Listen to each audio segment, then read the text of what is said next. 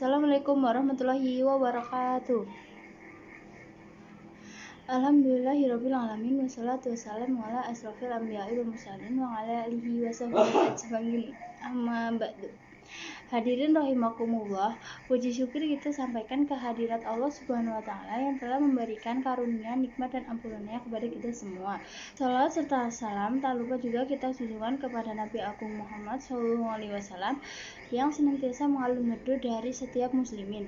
Hadirin rahimakumullah, dalam meningkatkan kualitas sholat dilaksanakan dengan ketentuan fikih, khusyuk, hikmat, dan akhirnya dapat mencegah kemungkaran.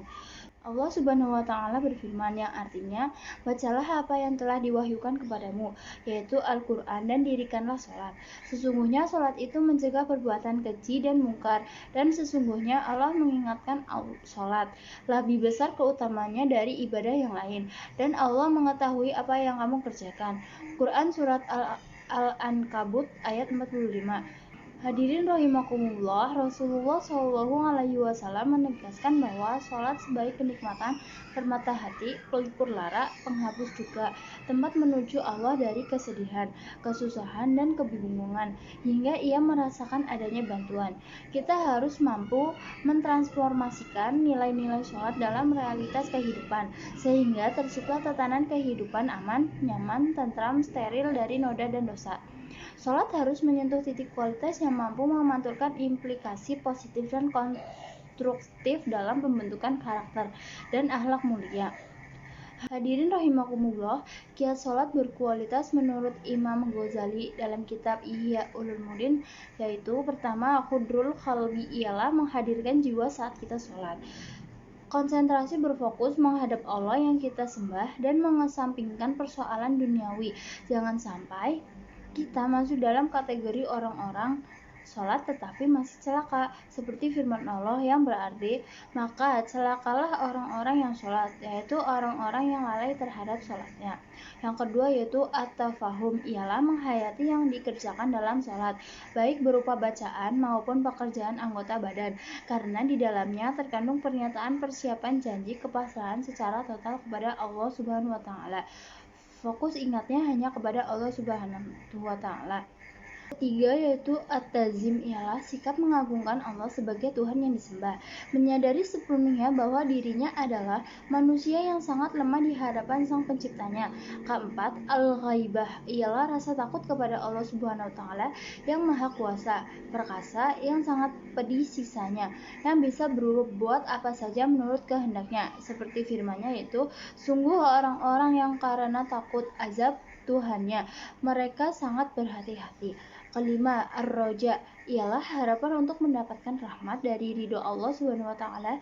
Dialah Tuhan yang Maha Pengasih dan Maha Penyayang. Keenam, al-haya, ialah rasa malu kepada Allah Subhanahu wa taala yang karena apa yang disembah kepadanya belum sebanding dengan rahmat dan karunia-Nya yang diberikan kepada kita.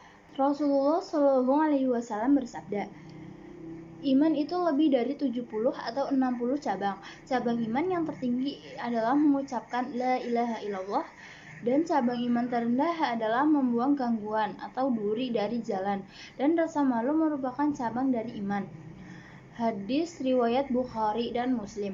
Hadirin rahimakumullah, kita berusaha memaksimalkan menghayati makna yang dikerjakan dalam sholat, sehingga secara gradual dapat memadukan antara ibadah ritual dengan nilai-nilai yang terkandung di dalam sholat. Akan terbiasa merefleksikan dalam perilaku sosial. Nabi Muhammad SAW bersabda, barang siapa yang sholatnya tidak mampu mencegah dirinya dari perbuatan keji dan mungkar, maka dalam pandangan Allah dia tidak mendapatkan tambahan apa-apa dari sholatnya itu, melainkan kebencian dan semakin jauh darinya. Kita senantiasa mendambakan ketenangan, ketentraman baik dalam konteks kehidupan pribadi maupun dalam bermasyarakat. Maka kita harus berusaha melangkah dan berikhtiar untuk mewujudkannya sebagai langkah awal dengan menghayati serta menjiwai ibadah yang kita laksanakan. Dari sana nantinya akan tumbuh kesadaran koleksi antara sesama yang berujung pada terciptanya masyarakat religius, baik secara spiritual, moral maupun sosial dalam kehidupan yang didambakan. Demikian, semoga bermanfaat. Billahi taufiq wal hidayah. Wassalamualaikum warahmatullahi wabarakatuh.